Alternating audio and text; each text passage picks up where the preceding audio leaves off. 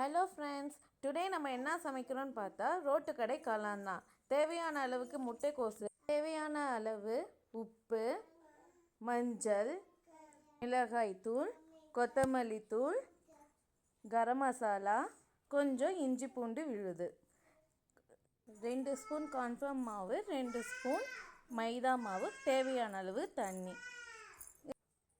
எல்லாம் சேர்த்து first mix பண்ணிக்கணும்.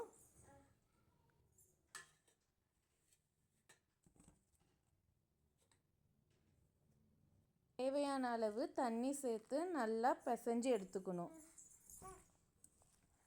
மிக்ஸ் பண்ணி இந்த பக்குவத்துக்கு கொண்டு வந்து கடாயில் எண்ணெய் ஊற்றி எண்ணெய் நல்லா காஞ்சதும் பக்கோடா பக்குவத்தில் நம்ம முட்டைக்கோசை கிள்ளி எண்ணெயில் போட்டு எடுக்கணும்.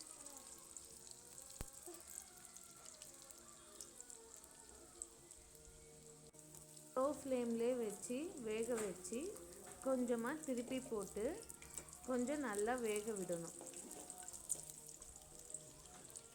நம்ம கிண்டி விட்டு வெந்ததுக்கப்புறம் நம்ம எடுத்து தனியாக ஒரு பிளேட்டில் எண்ணெய் வடிகட்டிட்டு நல்லா நம்ம ஒரு பிளேட்டில் எடுத்து வச்சிடலாம்.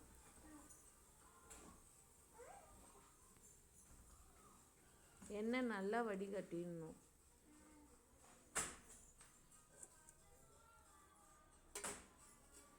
இந்த மாதிரி மீதமுள்ள மாவையும் பண்ணி மறுபடியும் மிளகாத்தூள், மல்லித்தூள், கரம் மசாலா, 2 ஸ்பூன் கார்ன்ஃப்ளவர் மாவு கலக்கி வச்சுக்கணும். தண்ணி கடாயில் தண்ணி ஒரு கிளாஸ் நம்ம ஊற்றிட்டு நம்ம எடுத்து வச்சுருக்க மிளகாய்த்தூள், மல்லித்தூள், கரம் மசாலா போட்டு உப்பு இது எல்லாத்தையும் சேர்த்து நல்லா கிண்டி விட்டுட்டு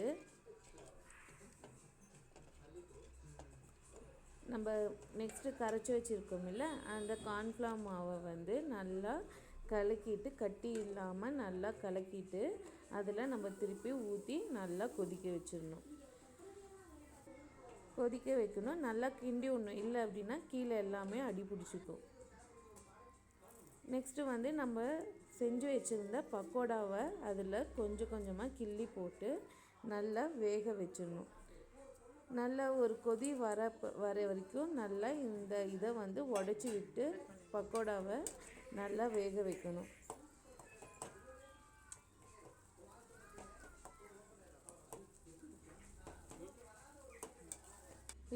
இப்போ நம்மளுக்கு சுவையான காளான் ரெடி ஆயிடுச்சு.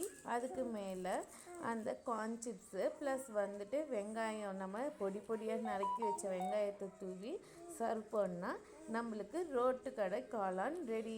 பிடிச்சிருந்தா சப்ஸ்கிரைப் பண்ணுங்கள்.